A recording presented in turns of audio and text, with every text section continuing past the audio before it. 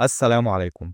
رمضان قرب جدا وأيام قليلة وهنكون في أفضل شهر في السنة، ولو بتسأل نفسك إزاي تستعد ليه أو إيه اللي ممكن تعمله عشان تعيش أجواءه بشكل مختلف السنة دي فالفيديو ده ليك. هنتكلم عن كل حاجة تخص رمضان، إزاي نستعد له، إيه التحديات اللي ممكن تقابلنا فيه، وحتى نصايح عملية ممكن تخليك تستمتع بكل لحظة فيه.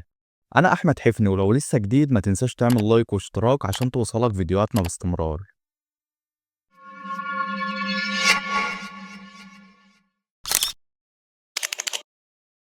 رمضان مش مجرد شهر بنصوم فيه، لكن ده أعظم شهر في الإسلام وللمسلمين. أول مرة نزل فيها القرآن على سيدنا محمد عليه الصلاة والسلام كانت في ليلة القدر في رمضان من أكتر من 1400 سنة. واسم رمضان مشتق من رمض يعني الحر الشديد، لأنه دايما كان بيجي في الصيف زمان والناس كانت بتصومه في الجو الحامي جدا. ومن ساعتها ربنا فرض على كل مسلم بالغ قادر يصوم رمضان كل سنة.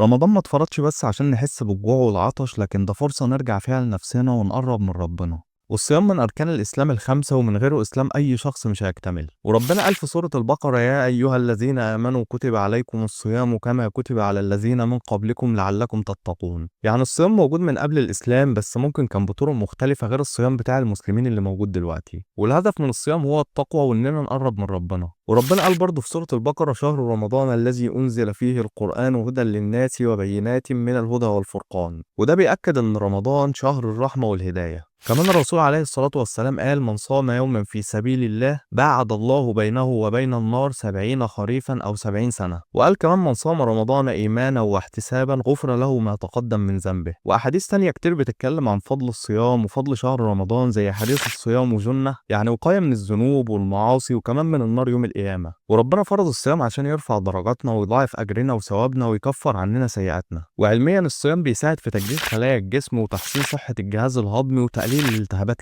كمان الصيام بيعلمنا الصبر والتحكم في النفس وبيحسسنا بالفقير اللي مش لاقي ياكل كل يوم. والصيام بيدينا فرصة نرجع لربنا ونقرب منه أكتر. ولو عندك مشكلة في عاداتك اليومية، رمضان بيظبطها وبيحسن صحتك النفسية والجسمانية وبيخليك تحس إنك جزء من مجتمع كبير بيعمل نفس الحاجة. يعني فعلا رمضان مش مجرد شهر بنصوم فيه بس عن الأكل والشرب. الاستعداد لرمضان مش في يوم وليلة، ولازم تبدأ من دلوقتي. أول حاجة النية، لازم تنوي صيام رمضان من دلوقتي وتفكر إيه هدفك السنة دي من رمضان. سواء هتراجع حفظك في القرآن أو حتى هتبدأ تحفظ وتعرف السيرة النبوية أو تعرف حتى قصص الأنبياء. وحاول تحفز نفسك بفكرة إن رمضان ده ممكن يكون آخر رمضان ليك، وممكن تبدأ من دلوقتي تكتب اللي نفسك تعمله في رمضان. تاني حاجة إنك تهيئ جسمك، وممكن تبدأ تقلل الأكل الدسم والسكريات من النهاردة وتشرب مية كتير عشان ما تحسش بالعطش أول يوم. ولو بتحب القهوة أو بتدخن، مهم جدا تحاول تقلل كل ده من دلوقتي. وتالت حاجة بالنسبة لوقتك، حاول تحط خطة يومية تعرفك يومك هيمشي ازاي بالتفصيل، وخصص لنفسك ورد يومي وظبط امتى هتنام عشان تصحى فايق للفجر. وما تنساش طبعا الأذكار، ولو بتشتغل أو بتذاكر حاول تحدد الأولويات وتجهز اللي وراك من دلوقتي عشان ما تضيعش وقت رمضان في حاجات ممكن تخلصها قبله. ومهم جدا تحدد مبلغ معين للصدقات والزكاة، وممكن تعمل صندوق صغير في البيت تحط فيه فلوس كل يوم لحد ما توزعها في رمضان. الصيام في رمضان مش بس عن الأكل والشرب، لكن في حاجات تانية لازم نصوم عنها زي الغيبة والنميمة، وإننا نحفظ نظرنا عن الحرام، ونحاول نحفظ لساننا قدر الإمكان، ونركز في الأذكار وقراءة القرآن. الرسول عليه الصلاة والسلام قال: من لم يدع قول الزور والعمل به فليس لله حاجة في أن يضع طعامه وشرابه. وركز في إنك تحاول تخلي كل حاجة بتعملها في يومك تكون سبب إنك تضاعف أجرك عند ربنا.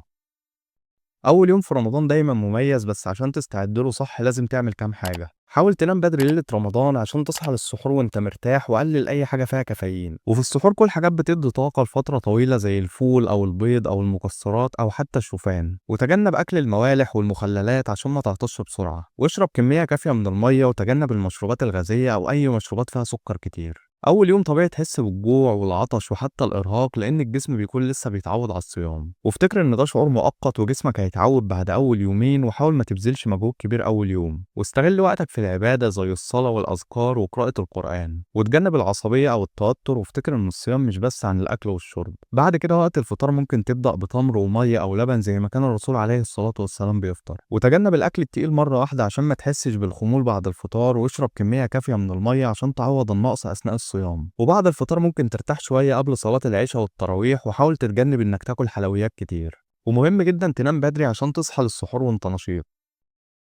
رمضان مش بس صيام، لكن فيه أجواء كاملة وقريبة لقلوبنا وكلنا بنحبها. جرب تصلي التراويح في المسجد وتقرأ ورد قرآن يوميا، وتساعد في تحضير الفطار مع العيلة أو حتى توزع تمر على جيرانك. حاول تتفرج على برامج دينية أو تسمع تلاوة بصوت قارئ بتحبه. مهم جدا تحاول تتجنب المسلسلات أو أي حاجة هتشتتك.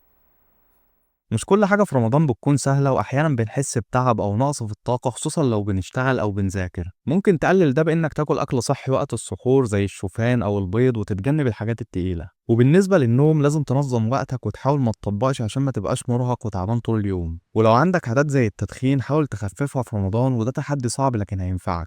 وقت الفطار ابدأ بتمر ومية وكل حاجات خفيفة قبل الأكل التقيل، وابعد عن الحلويات الكتير عشان ما تحسش بالخمول. ولو بتمارس رياضة خليها بعد الفطار بساعة، وتكون رياضة خفيفة زي المشي. ومهم جدا تشرب مية كتير، حاول تشرب 8 كوبايات على الأقل عشان تبقى نشيط وتقلل الإحساس بالإرهاق والتعب.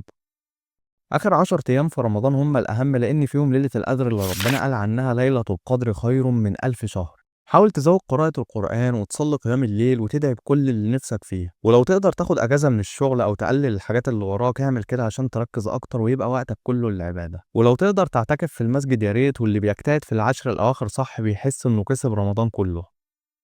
رمضان مش بس شهر عبادة وصيام، لكنه كمان مليان عادات وتقاليد غريبة بتميز كل بلد، وبعضها ممكن يكون غريب جدا لدرجة إنك ما تتوقعش وجوده. في بعض الدول المسلمين بيصوموا أكتر من 20 ساعة في اليوم. أماكن زي السويد والنرويج عدد ساعات الصيام بيوصل ل 22 ساعة، وده بسبب إن الشمس بتفضل ظاهرة لفترات طويلة جدا في اليوم. وفي المقابل دول زي الأرجنتين وتشيلي ممكن الصيام فيها ما يتعداش ال9 ساعات، وده لأن النهار بيكون قصير جدا في وقت رمضان. وفي أجزاء من كندا وروسيا الشمس ممكن ما تغيبش أصلا لأيام متواصلة. فالمسلمين هناك بيتبعوا توقيت أقرب دولة إسلامية ليهم، أو حتى توقيت مكة في الصيام والإفطار.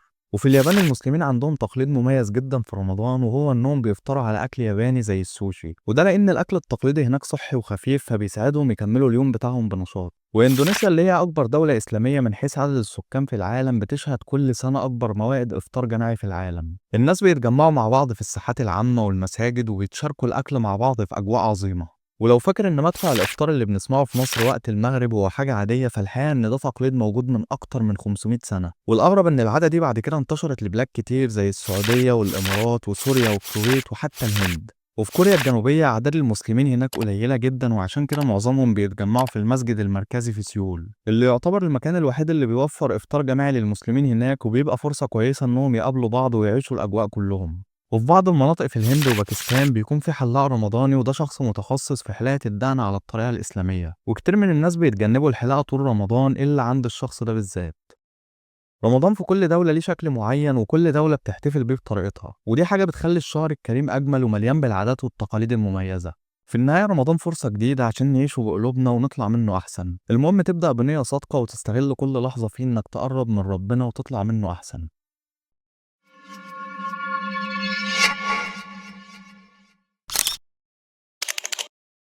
أخيرا لو الحلقة عجبتك ما تنساش تدعمنا بلايك واشتراك وتفعل الجرس عشان توصلك فيديوهاتنا باستمرار.